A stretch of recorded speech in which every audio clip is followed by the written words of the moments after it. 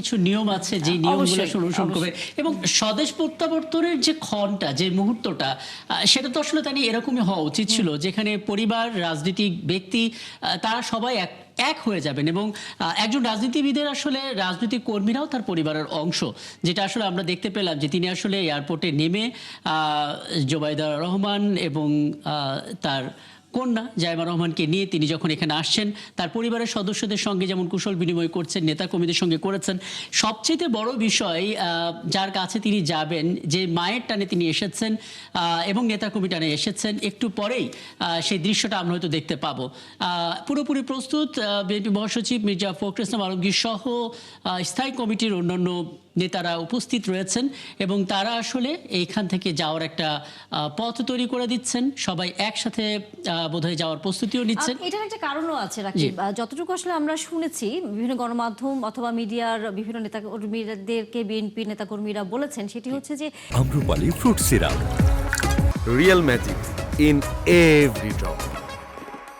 এখান থেকে তারেক রহমান যেই সমাবেশ স্থল বলি বা যেই সংবর্ধনা মঞ্চ করা হয়েছে সেখানে তিনি অবস্থান করবেন, এবারকের হাসপাতালে বেগম খালেদা জিয়াকে তিনি দেখবেন এবং এরপরে সম্ভবত যে জুবাইদা রহমানের বাবার যে বাড়ি ঢাকায় ধানমন্ডিতে সেখানে তিনি আসলে যাবেন। এখন পর্যন্ত এরকম আসলে তথ্য আছে, হতে পারে পরিবারের সদস্যরা সেই বিষয়টি নিয়ে কথা বলছেন যে কারণ যেহেতু তারেক রহমান ছাড়া হয়তো পরিবারের সদস্যরা সংবর্ধনা মঞ্চে নাও যেতে পারেন, সেটি একটা বিষয় আছে, বা আবার যেতেও পারেন কারণ এটি একটা অন্যরকম আসলে দিন, কারণ সবাইকেই মানুষ আসলে দেখতে চায়, সাধারণ মানুষ অপেক্ষা করছেন তারেক দীর্ঘ সফর আসলে তানিয়া, মানে একটা জিনিস লক্ষ্য করেন যে আপনি কারো চোখে মুখে কিন্তু কোনো ক্লান্তি নেই।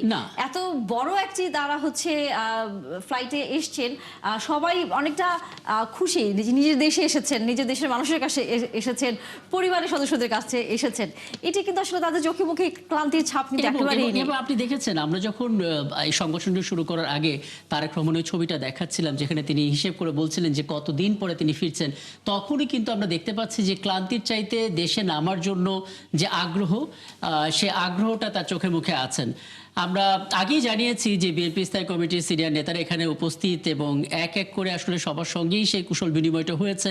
আরও একবার তারা বসেছেন এবং ল্যাগেজ সহ যা যা আছে সেগুলো ইমিগ্রেশনের পালাগুলো শেষ করা, একটু বিশ্রাম নেওয়া, তারপর এখান থেকে ছুটে চলা।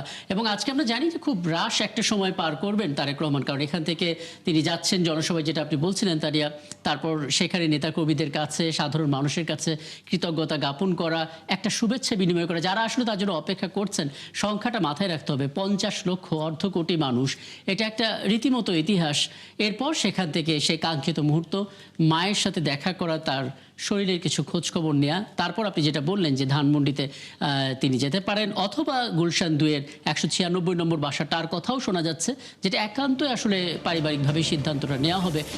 সফরসঙ্গী যারা আছেন তারা বোধহয় এক এক করে বেরোতে শুরু করেছেন। তানিয়া, হ্যাঁ, আমরা তেমনটা দেখছি, তবে তার আগে আমরা আবার এটাও লক্ষ্য করছি যে স্থায়ী কমিটির সদস্য যারা এসেছিলেন এবং একই সাথে মহাসচিব মির্জা ফখরুল ইসলাম আলমগীর শুরু করে তারা কিন্তু আবার ভেতরে আবার ঢুকেছেন, অর্থাৎ যেখানে ভিআইপি লাউঞ্জে তারেক রহমান বসে আছেন সেখানে আবার তারা এসে কিন্তু এসে উপস্থিত হয়েছেন। হয়তো আবার কিছু আনুষঙ্গিক কোনো কথাবার্তা অথবা যেহেতু এখন এই মুহূর্তে বেরিয়ে যাবেন তিনি, হয়তো সেখানে একটু নিজেরা একটু কথা বলে নিচ্ছেন, আবারও একটু কুশল বিনিময় করছেন, সেরকম আর চিত্রটা আসলে আমরা দেখতে পাচ্ছি। বা এখান থেকে বের হয়ে যাবার যেই বাহনগুলো সেগুলোর সর্বশেষ খবরাখবরও হয়তো এখানে জানানো হচ্ছে। এবং আমরা যখন সাধারণ মানুষের কথা শুনছিলাম, বিশেষ করে তৃণমূল নেতাকর্মী যারা আসলে রাজধানীর বিভিন্ন প্রান্ত থেকে কিংবা দেশের বিভিন্ন প্রান্ত থেকে আসছিলেন, তাদের অনেকে খুব চমৎকার করে আসলে বলছিলেন তারা যে আজকে তাদের কাছে অনেকটা ঈদের মতো মনে হচ্ছে, কারণ সেই উচ্ছ্বাস নিয়ে তারা এখানে উপস্থিত হয়েছেন। এবং আমরা তো শুরু থেকেই বলছিলাম যে কী ধরনের প্রোটোকল আসলে দেওয়া হয়েছে। স্পেশাল সিকিউরিটি ফোর্স, এসএসএফ এর নিরাপত্তা বলয় এখানে আছে, একই সঙ্গে এখানে কিন্তু পুলিশের যে স্পেশাল স্কোয়াড যারা আসলে সাদা পোশাক কিংবা পোশাকের পাশাপাশি নানাভাবে তারা অবস্থান করছেন, গোয়েন্দা দৃষ্টিতে তাকিয়ে রাখছেন, নিরাপত্তার বিষয়টা দেখভাল করছেন, তারা আছেন। এছাড়াও BNP chairperson security force, CSF, তারাও কিন্তু এখানে আছেন, সমন্বিতভাবে নিরাপত্তার দায়িত্বে থাকছেন। তানিয়া।